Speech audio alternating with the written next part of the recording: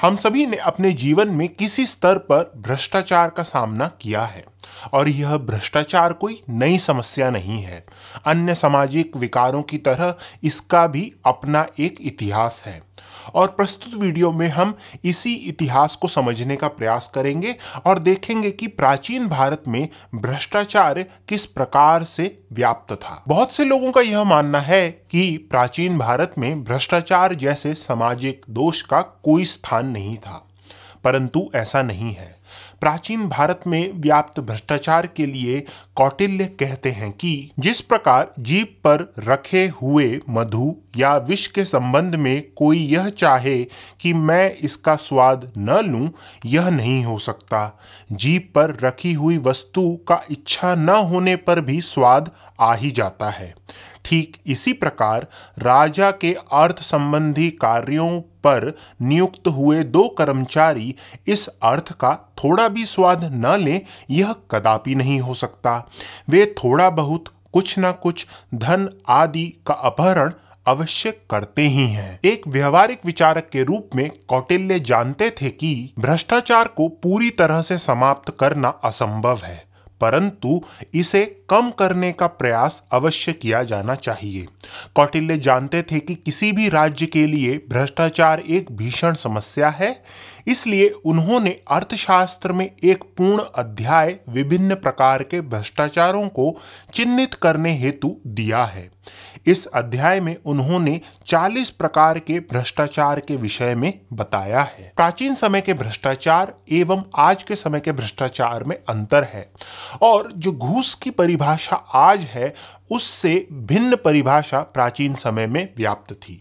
यदि हम कात्यायन की बात करें तो कात्यायन घूस के लिए उत्कोच शब्द का प्रयोग करते हैं और उत्कोच शब्द का अर्थ घूस से अधिक व्यापक है। यदि हम घूस की परिभाषा देखें तो राजकीय अधिकारियों को अपने स्वार्थ हेतु धन या उपहार देना घूस कहलाता है, परंतु उत्कोच का अर्थ इतना सीमित नहीं है। उत्कोच में अपने स्वार्थ के लिए धन या उपहार देने के साथ साथ किसी व्यक्ति के लिए भ्रामक बातें फैलाना या किसी अपराधी के लिए झूठी जानकारी देना या झूठी जानकारी देने की धमकी देना, यह सब बातें भी सम्मिलित हैं। इन सभी उदाहरणों से यह तो स्पष्ट हो जाता है कि प्राचीन भारत में भ्रष्टाचार व्याप्त था और कौटिल्य भी यह मानते थे कि भ्रष्टाचार को पूर्ण रूप से मिटाना असंभव है। परंतु कौटिल्य एवं प्राचीन भारत के अन्य राजनीतिज्ञ यह अवश्य मानते थे कि भ्रष्टाचार को नियंत्रण में लाया जा सकता है और भ्रष्टाचार को घटाने हेतु उन्होंने कई भिन्न भिन्न प्रकार के मार्ग हमें अपनी पुस्तकों में बताए हैं। यदि हम कौटिल्य को पढ़ें तो कौटिल्य कहते हैं कि एक राजा को अपने उच्च अधिकारियों पर गुप्तचरों द्वारा दृष्टि रखनी चाहिए। वहीं शुक्र नीति, जिसकी रचना की तिथि विवादित है, उसके अनुसार एक उच्च अधिकारी को या किसी भी अधिकारी को बिना लिखित आदेश के कार्य नहीं करना चाहिए। प्राचीन भारत के अधिकतर राजनीतिज्ञ यह मानते थे कि भ्रष्टाचार को कम करने का एक प्रभावशाली साधन है दंड। यदि हम कात्यायन को पढ़ें तो कात्यायन कहते हैं कि एक भ्रष्ट अधिकारी जो घूस लेते हुए पकड़ा गया, उसे उस घूस का 11 गुना दंड के रूप में देना चाहिए। कात्यायन के इस दंड की यदि हम समीक्षा पढ़ें तो यह अत्यंत रोचक है, क्योंकि कात्यायन के अनुसार इस घूस का दंड केवल राजकीय अधिकारियों को ही मिलना चाहिए। कात्यायन यह मानते हैं कि यदि एक असाधारण नागरिक जो कि राजकीय प्रणाली से संबंध नहीं रखता, वह किसी दूसरे साधारण नागरिक को उपहार या धन अपना कार्य करवाने हेतु देता है, तो वह घूस नहीं कहलाई जाएगी और उसे किसी भी प्रकार का दंड नहीं दिया जाना चाहिए। इस पूरे विवरण से हम यह देख सकते हैं कि कात्यायन के लिए एक साधारण नागरिक एवं राजकीय अधिकारी में अंतर है। कात्यायन की तुलना में याज्ञवल्क्य भ्रष्ट अधिकारियों पर अधिक कठोर हैं। कात्यायन ने तो भ्रष्ट अधिकारियों के लिए अर्थदंड का प्रावधान दिया है, परंतु याज्ञवल्क्य अर्थदंड से संतुष्ट नहीं है। उनके अनुसार भ्रष्ट अधिकारियों से उनका धन छीन लेना चाहिए और इसके साथ साथ उन्हें देश से भी निष्कासित कर देना चाहिए। याज्ञवल्क्य के इस विचार से मनु भी सहमत है और उनके अनुसार भी एक भ्रष्ट अधिकारी को राज्य से निष्कासित कर देना चाहिए।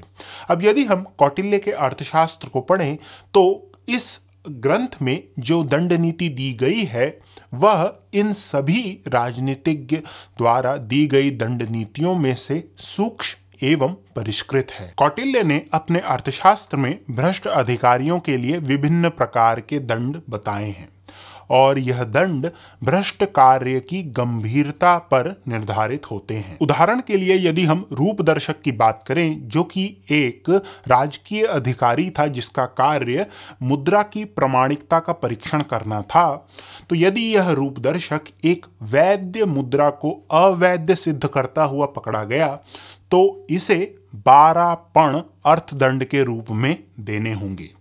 परंतु यही रूपदर्शक राजकीय कोष में नकली सिक्के डालता हुआ पकड़ा गया तो कौटिल्य के अनुसार उसे मृत्युदंड मिलना चाहिए। तो इस प्रकार हम देख सकते हैं कि कौटिल्य के लिए भ्रष्ट कार्य की गंभीरता दंड निर्धारित करती है।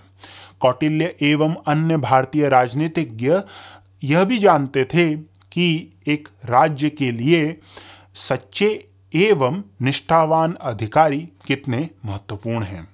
कौटिल्य के अनुसार यदि कोई ऐसा अधिकारी है जिस पर भ्रष्टाचार के कोई आरोप नहीं है तो राजा को उसकी पदोन्नति करनी चाहिए या उसे धन देना चाहिए। इससे राज्य के प्रति यह अधिकारी अधिक निष्ठावान होगा और राज्य को भी उसका लाभ मिलेगा। प्राचीन भारत में भ्रष्टाचार की सीमा केवल अधिकारियों तक सीमित नहीं थी। याज्ञवल्क्य कहते हैं कि न केवल अधिकारियों का अपितु राजपुरोहितों का भी राज्य की सेवा में नियुक्ति से पूर्व परीक्षण करना चाहिए। कौटिल्य एक स्थान पर कहते हैं कि राजा और एक साधारण पैदल सैनिक में मात्र वेतन का ही अंतर है, अन्यथा वो दोनों राज्य के सेवक ही हैं। इसलिए वह राजा को यह स्मरण करवाते हैं कि राजकोष राजा की निजी संपत्ति नहीं है। यदि वह राजकोष के धन का प्रयोग राज्य के कल्याण के अतिरिक्त अपने किसी निजी मनोरंजन के लिए करेगा तो वह पाप का भागी होगा और उसे नरक प्राप्त होगा। तो इस प्रकार से हम कह सकते हैं कि प्राचीन भारत में भ्रष्टाचार विद्यमान था और प्राचीन भारत के विभिन्न राजनीतिज्ञों ने इस भ्रष्टाचार से निपटने के लिए नियम दिए हैं। अब इन नियमों का कितनी कठोरता से पालन होता था यह तो कह पाना हमारे लिए कठिन है, परंतु इतना तो स्पष्ट है कि भारतीय इतिहास में आए उतार और चढ़ाव के पश्चात भी भ्रष्टाचार अपनी सत्ता बचाने में सफल रहा। अब यदि आपको यह वीडियो अच्छा लगा तो कृपया करके यह वीडियो देखें और यदि आपको यह चैनल अच्छा लगा तो कृपया करके सब्सक्राइब करें। धन्यवाद।